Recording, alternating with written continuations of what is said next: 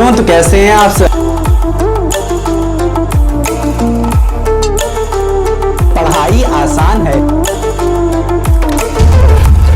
तो बच्चों अब हम लोग स्टार्ट करने वाले हैं क्या, व्हीट स्टोन ब्रिज। इसका नाम क्या है, व्हीट स्टोन ब्रिज। मतलब क्या हुआ कि गेहूं पत्थर से बना हुआ कोई ब्रिज, ऐसा नहीं है। ठीक है, देखिए व्हीट स्टोन ब्रिज होता क्या है, इसको हम लोग समझने की कोशिश करते हैं। पहले हम लोग डायग्राम समझते हैं, फिर हम लोग स्टार्ट करेंगे इसकी कथा क्या है। देखिए हम लोग क्या करते हैं, इसमें 4 से 5 रजिस्टर ऐड करते हैं। देखिए कुछ एक स्पेशल अरेंजमेंट की तरह, एक ये हो गया, हाँ कि ना, और एक ये हो गया, हाँ कि ना, और एक कुछ ये हो गया, हाँ कि ना, ठीक, और एक कुछ ये हो गया, हाँ कि ना। समझ रहे हैं कि नहीं, अच्छे से बनाते हैं इसे। कुछ ये हो गया, ठीक है, समझ रहे हैं बात को, हाँ कि ना।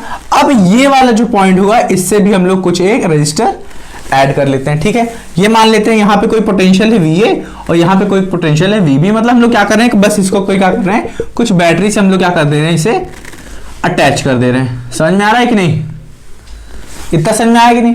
अब क्या करना रहता है, इसमें एक स्पेशल केस यूज होता है, यही है हमारा व्हीट स्टोन ब्रिज और कुछ नहीं। मान लेते हैं कोई R1 है, ये क्या है R2 है, ये R3 है, ये R4 है, ठीक है, और ये क्या है R5 है। अब व्हीट स्टोन ब्रिज में हम लोग एक स्पेशल केस पढ़ते हैं। ये आप ब्रिज देख रहे हैं, हाँ कि ना, इसे ब्रिज माना गया, इसका नाम दिया गया व्हीट स्टोन ब्रिज। समझ में आ रहा, इसमें हम लोग स्पेशल केस पढ़ते हैं क्या, कि जब यहां से करंट आई, वो यहां गई, मान लेते हैं यहां पे डिस्ट्रीब्यूट है I1, ये होगी I2, यहां पे जाने के बाद वो करंट इसमें फ्लो नहीं करेगी, हाँ कि ना, इसमें करंट फ्लो नहीं करेगी। मतलब ये क्या हो जाएगी, 0। मतलब यहां से भी I1 चली जाएगी और इधर से यहां से I2 वापस आ जाएगी और यही घूम फिर के I बन जाएगी। समझ में आएगी, मतलब अगर यहां पे I की वैल्यू क्या हो गई, 0 हो गई। समझ में आया कि नहीं। अब जो I की वैल्यू 0 हो गई, इसका मतलब क्या हुआ, ये कैसे हम लोग फाइंड करेंगे, इसमें हम लोग क्या करते हैं, कुछ गैल्वेनोमीटर ऐड कर देते हैं। जब यहां पे कोई भी डिफ्लेक्शन बंद हो जाएगा, ठीक है, यहां से, ठीक है, जब डिफ्लेक्शन बंद हो जाएगा तो मान लेंगे यहां पे क्या, I की वैल्यू 0 हो गई है। समझ लेना, ये कैसे होगी, यहां पे I की वैल्यू कैसे 0 होगी, कुछ R1, R2, R4 और R3 की वैल्यूज को ऐसे अरेंज करेंगे हम लोग कि यहां पे क्या होगा, I की वैल्यू क्या हो जाएगी, 0 हो जाएगी। और यहीं पे हम लोग स्पेशल केस पढ़ लेते हैं कि R1 upon R2 is equal R1 upon R3 या R2 इज इक्वल टू ये बाई ये इज इक्वल टू ये बाई ये। ठीक है, R1 upon R2 is equal to R3 upon R4। जब ये आ जाता है तभी हम लोग पढ़ना शुरू कर देते हैं व्हीट स्टोन ब्रिज का स्पेशल केस, जिसे हम लोग बैलेंस्ड व्हीट स्टोन ब्रिज भी कहते हैं। समझ में आ गई नहीं। अब चलिए इसकी कथा पढ़ते हैं। हाँ तो बच्चों अब हम लोग क्या पढ़ने वाले हैं, व्हीट स्टोन ब्रिज की पूरी कथा पढ़ने वाले हैं, जो मैंने यहाँ पे पूरे अच्छे से आपके लिए क्या करी है, लिख दिए। ठीक है, तो चलिए देखते हैं हम लोग पढ़ते हैं ये क्या है, व्हीट स्टोन ब्रिज को कैसे डिफाइन किया गया है। It is a arrangement, it is a kind of arrangement of 4 resistor R1, R2, R3, R4, जो कि ये R1, R2, R3, R4, ये सब भूल जाइए, ये भी हम बताएंगे आपको अच्छे। सच दैट इफ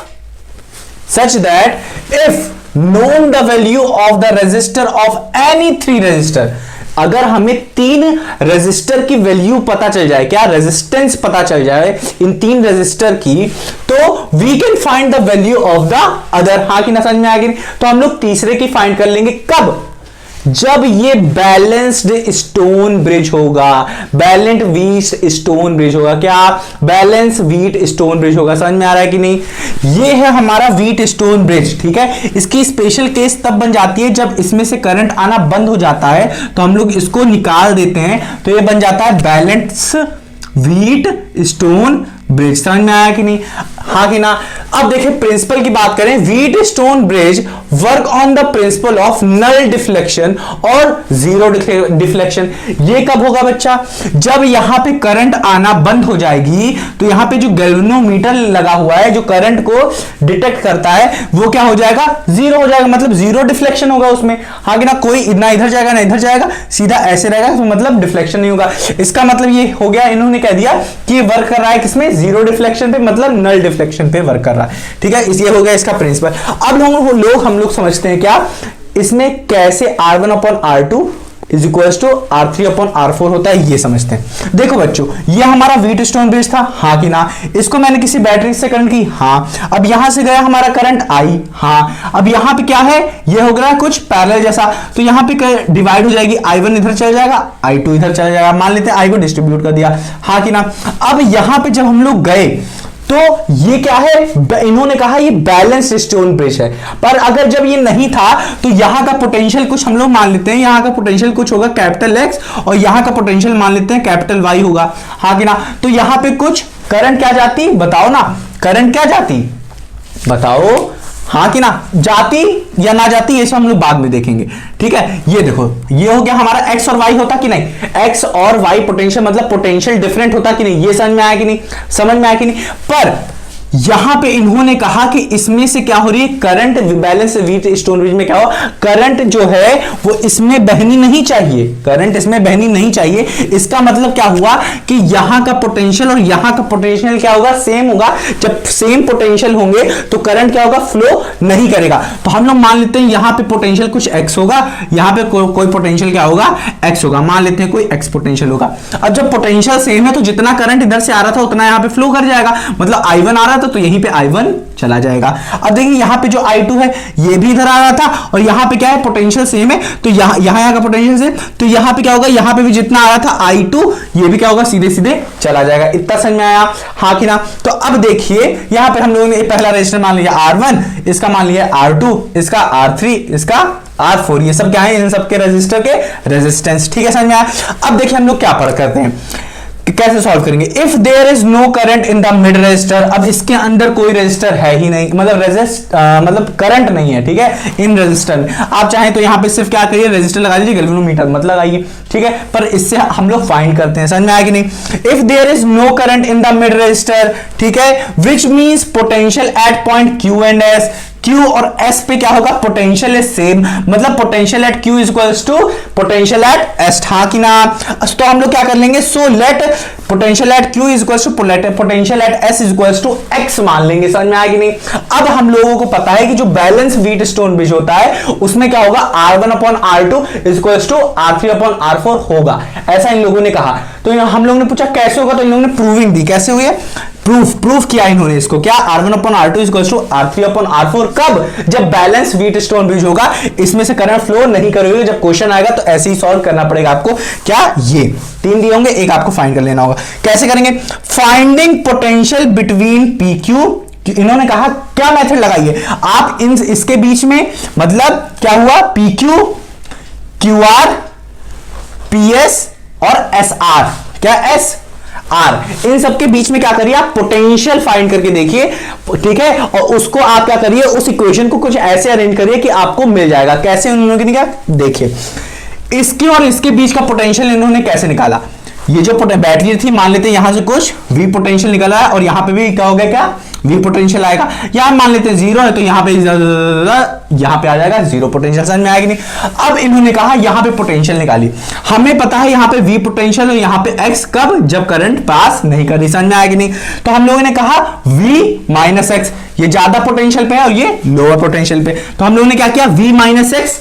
अब रेजिस्टर का जो पोटेंशियल होगा वही इतना होगा इक्वल, तो हमने यहां पे करंट कितना फ्लो कर रहा है, I, और रेजिस्टेंस क्या हो गया, I, तो V इक्वल टू IR होता है, तो हमने यहां पे लगाया, तो यहां पे हमारा क्या हो जाएगा, V minus X equal to IR। Similarly हम लोगों ने यहां पे भी कहा, यहां पे है V, यहां पे है X, तो ये हो जाएगा हमारा, यहां पे देखिए, चलिए ये हम लोगों ने पहले किया, अब हम लोगों ने कहा ये किया, तो अब देखिए इसमें क्या है, यहां पे है X, यहां पे है क्या, 0, तो X माइनस 0, अब इसमें करंट फ्लो कर रहा है I R3, तो हो जाएगा I R3। सिमिलरली अब इसको क्या करेंगे हम लोग, V, यहां पे क्या है पोटेंशियल V, यहां पे क्या है X, तो V minus X, V minus X, I2 R2 क्या होगा, यहां पे पोटेंशियल जो होगा। सिमिलरली यहां पे जो पोटेंशियल होगा क्या होगा, X, और यहां पे क्या है 0, तो X माइनस 0 ये हो जाएगा, यहां पे पोटेंशियल हो जाएगा इसके बीच का, और यहां पे क्या हो जाएगा I2 R2 ये हो जाएगा पोटेंशियल। अब इनका जब आपने इसको लिख लिया, अब आपको इसे अरेंज करिए जिससे आपको कुछ कंडीशन मिले, R1/R2 और is equals to R1/R2 is equals to R3/R4 जैसी कोई कंडीशन मिल जाए। तो हम लोगों ने क्या कहा, उन्होंने कहा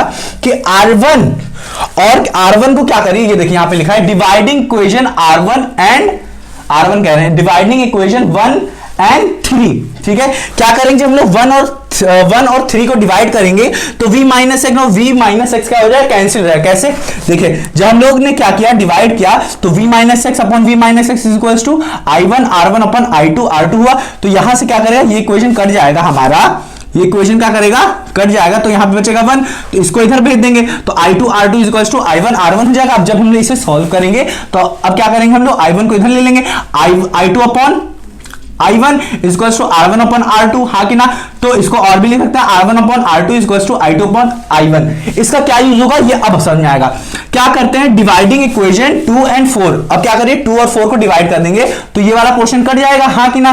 बचेगा क्या यहाँ पे 1, इसको इधर भेज देंगे। तो सिमिलरली यहाँ पे भी i2 upon i1 is equal to r3 upon R4 आ जाएगा, हाँ कि ना। जिसको हम लोग क्या लिख सकते हैं, R3 upon R4 is equal to I2 upon I1, हाँ कि ना। अब कंपेयर करिए इक्वेशन, यही इसको मान लेते हैं ये भी 6 है, तो इक्वेशन 5 और 6 को कंपेयर करके देखिए यहाँ पे R1 अपॉन R2 जो है वो I2 अपॉन I1 के भी इक्वल है। और यहां पे देखिए, यहां पे क्या है, R3 upon R4 is equal to I2 upon I1 के भी इक्वल है। इसका मतलब क्या हुआ, इन दोनों को जब कंपेयर करेंगे तो हमें क्या मिल जाएगा, R1 upon R2 is equal to R3 upon R4। यही होता है क्या हमारा व्हीटस्टोन ब्रिज की ये कंडीशन होती है।